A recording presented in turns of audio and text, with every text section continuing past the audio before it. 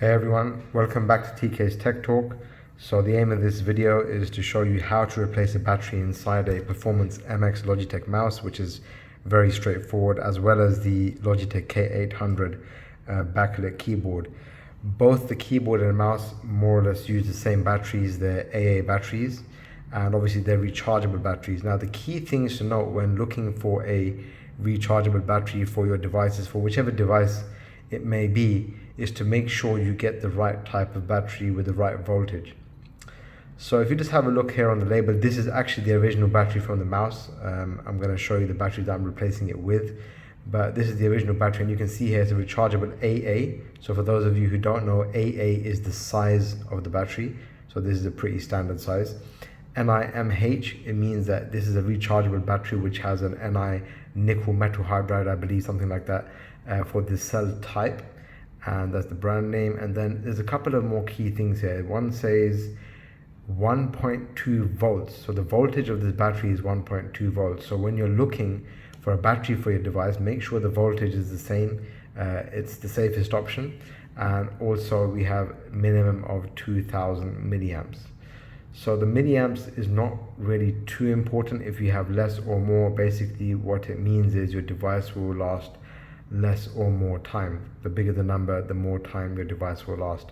And then you have like a identifier for the model series, which in this case is HR15/51. So I recently bought a battery, and I was also a bit confused about what battery to buy and where to buy one from.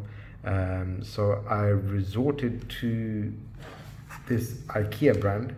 I found a few online, but sometimes you just want to go to the store and pick something up straight away, right? So this was more or less a similar price to what's available on Amazon and maybe in some high street shops, but it had a good capacity. It was 2450 milliamps, and I had already checked on their website. So this is the LADDA 2450 milliamps, and it's also the same type. You see, that's the important thing, NiMH, nickel metal hydride. So this is the LADDA 2450, and it's pretty standard packaging. And one thing that I want to point out here is, you see this time we have AA, which is fine, 1.2 volts, which is fine. Like we said, the 2450 milliamps, it's a higher number, it means it will hold more charge. And then it says HR6. On the original battery we had HR15/51. That doesn't really matter, as long as, like I said, make sure the voltage is correct. Okay, so I've already used the mouse. I've been using it for about a week now in my mouse, and it's working absolutely fine. So this is the original battery, and at least that's the one that came in mine. I'm not sure, you might have something different in yours. I know it's a very old mouse. I haven't changed it in many years. The mouse is still working fine. It's just that it now holds less charge. I have to charge it once a week instead of once every other week, right? So you just pop open the cover at the bottom of the mouse, and inside you'll find a pull tab. Let's give that a little yank, it will come out. And there you can see the IKEA battery that I already had inside, right? So this is pretty much what it looks like, and it even tells you some more information. Standard charge 245 milliamps for 16 hours. So you can actually buy an external charger for these, and that will work exactly the same way.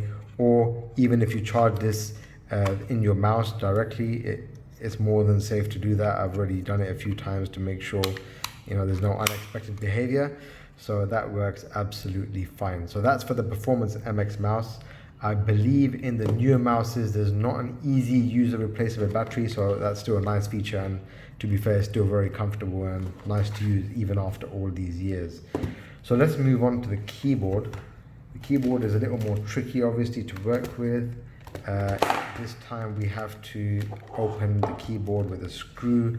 Let me just zoom out a little bit so you can see this properly.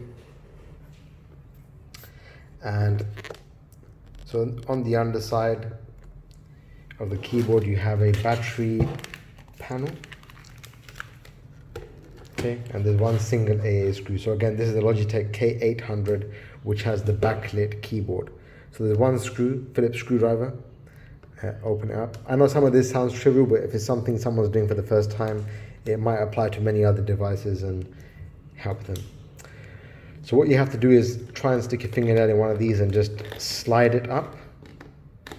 a little bit fiddly, and you'll find inside you have exactly the same AA batteries. So you can pop them out, and just to show you, I'm not going to change them now, these are still working absolutely fine, but there's 1.2 volt 2000 milliamp HR1551 by the same company. And like I said, my devices are about 7 or 8 years old, I believe, and they're both still functioning perfectly, so I've had no reason to change them. And I'm just trying to show you here, you have to sort of flex the cover a little bit and then slide it in. Let's try that again. We're done with that. So once you change your batteries, put that back in, put the screw back in its place, and we're done. So I just wanted to show you that, guys, that, you know, buying batteries, sometimes it does seem like a very hard thing to do, especially when you try and search for something that's compatible and it doesn't really come up. You can't really find the item you're looking for.